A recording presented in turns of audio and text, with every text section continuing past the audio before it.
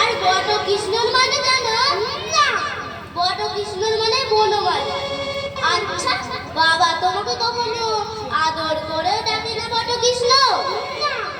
ছি ছি, আমার বাবা আমাকে বলে বটকৃষ্ণ, মধুর বাবা মধুকে বলে বটকৃষ্ণ, তোমার বাবা তোমাকে কিচ্ছু বলে না?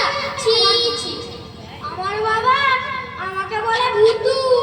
আচ্ছা ভূতু বাবু, তোমার ডান হাত কোনটা বলো দেখি? এই যে ডান হাত। আচ্ছা বাঁ হাত কোনটা বলো দেখি? এই যে বাঁ হাত। আচ্ছা ভূতু বাবু, এইটা কি বলো দেখি?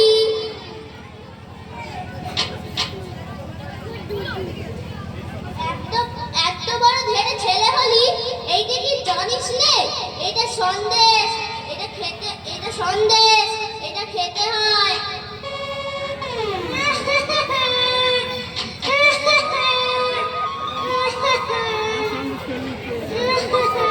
জি জি ভূতু বাবু, তোমার জ্ঞান কবে হবে বলো দেখি?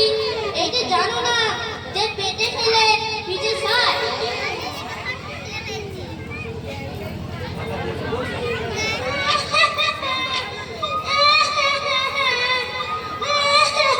তুমি কি বলো পেটে খেলে পিঠে খায় না? এই দেখো না কেন পেটে খেলে পিঠে খায়।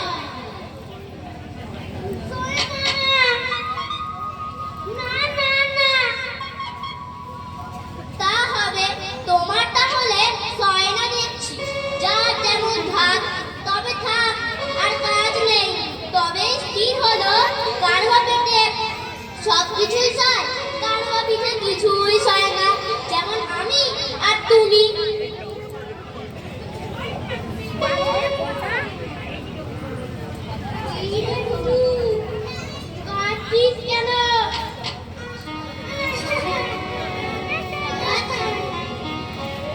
কেন জিজ্ঞেস করছেন, কথার উত্তর দাও।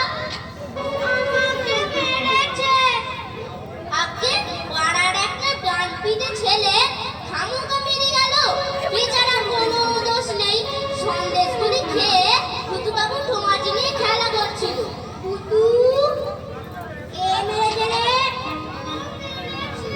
আগে হ্যাঁ, আমি তাকে খুব মেরেছি বটে। কান মারা হয় বলুন দেখি? ছেলে মানুষ খেলা করছে, খামোকা ওকে মেরে ও ঠোঙাটা কেড়ে নাও কেন বাবু? আপনি থাকলে আপনিও তাকে মারতেন। তার দুখানা হাত একত্র রাখতাম না। যত সব ডান পিঠে ছেলে সে পাড়ায় উঠেছে।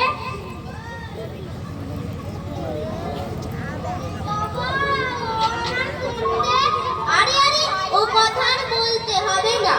কি কথা?